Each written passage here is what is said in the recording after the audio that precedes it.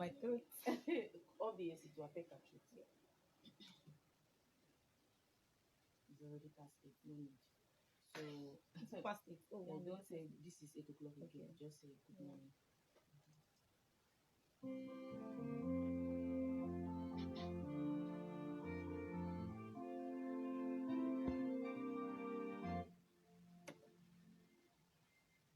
Good morning. The time is 8 o'clock.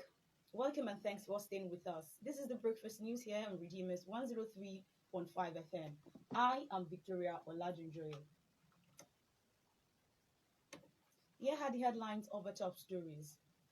ASU opposes education loan, demands withheld salaries.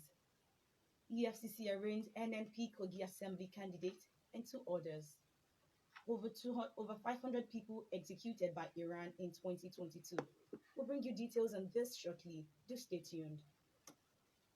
So, we'll play that one, the Redeem anthem again. He was making one It has noise. stopped, is it, from the microphone?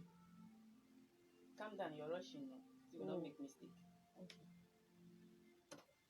Now the news in details.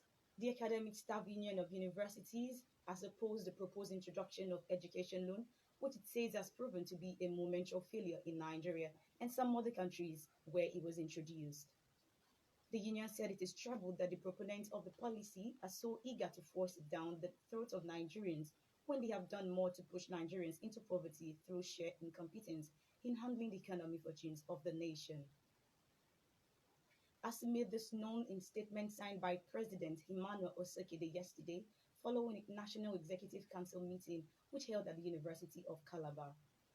The lecturers appealed to well-meaning Nigerians to prevail on the government to release the withheld salaries of its members, adding that the view as casualization the payment of salaries to some of its members in the month of October based on pro rata.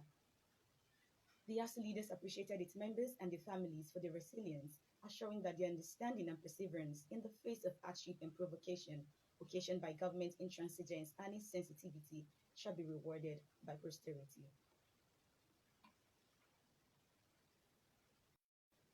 In other news, the Economic and Financial Crimes Commission has arraigned the Kogi State House of Assembly candidate of the New Nigeria People's Party (NNPP) for Aklan 11 constituency, Mr. Ismaila Yusuf Atumei, before the Federal High Court sitting in Lagos. He was arraigned on 18 counts alongside two others in connection with an alleged 1.4 billion naira bank fraud. The other two defendants are Nge Joshua Dominic and Abdulmalik Salau, a former bank employee.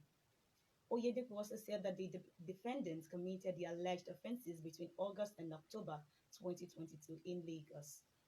Specifically, the defendants were accused of laundering the sum in tranches of 100 million naira, $480,000, 12.5 million naira, 7 million naira, 9 million naira, 7 million naira, 12 million naira, 8 million naira, 140,000 and 326 million naira.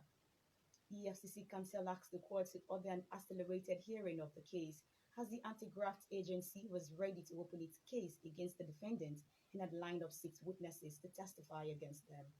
The court also listened to the bail application of the defendant from their counsel, Senior Advocate of Nigeria, Mr. Bolaji Ayorinde, and counter-argument from Mr. Oyedepo. For instance, you play this one. This guy should supposed to be helping me. This one, catastrophe. Catastrophe. Don't try it. Reduce that, if not, it will echo when we go live. I will reduce it very much.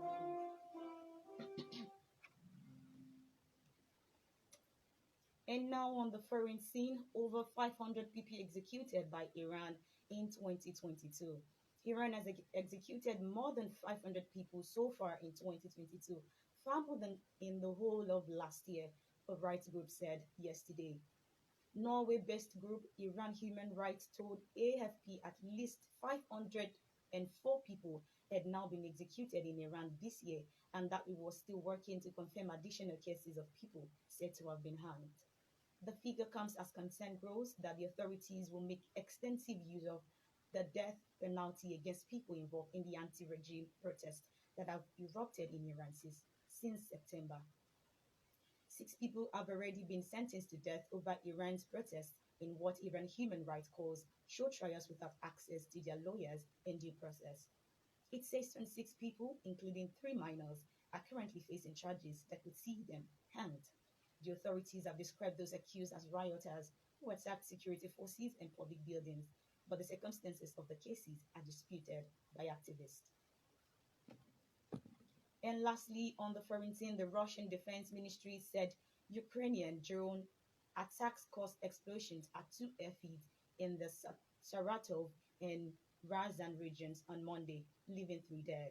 And on Monday morning, the Yiv region attempted to Yangil, strike the airfield in the Razan region and the Angels airfield in the Saratov region. With Soviet made drones, the ministry said in a statement, adding that 3 soldiers had been killed. The drones aiming to disrupt Russian long-range anti-aircraft, I beg your pardon. The drones aiming to disrupt Russian long-range aircraft were intercepted, the ministry said, but debris fell and exploded on the airfields. This may not come on my TV. You did not practice the names. You did not put the ending. Mhm. Okay. You didn't practice the name.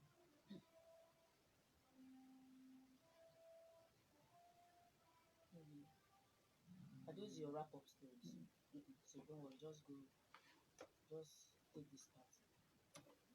And with that, it's a wrap on the breakfast news right here on Redeemer's 103.5 FM. If you have any newsworthy events, please contact our newsroom via email on redeemersfm@ron.edu.ng. Listen to us live via our website at www.redeemersfm.com. Do follow us on Twitter and Instagram. Our handle is at Redeemers1035 FM. I am Victoria Olajunji. Thank you for listening. Go back to not that demo. I thought this guy should be able to do hypnosis. Sometimes it teach people. I asked them those names though. I doubt. I'm And serious. then you are putting on turn off your head.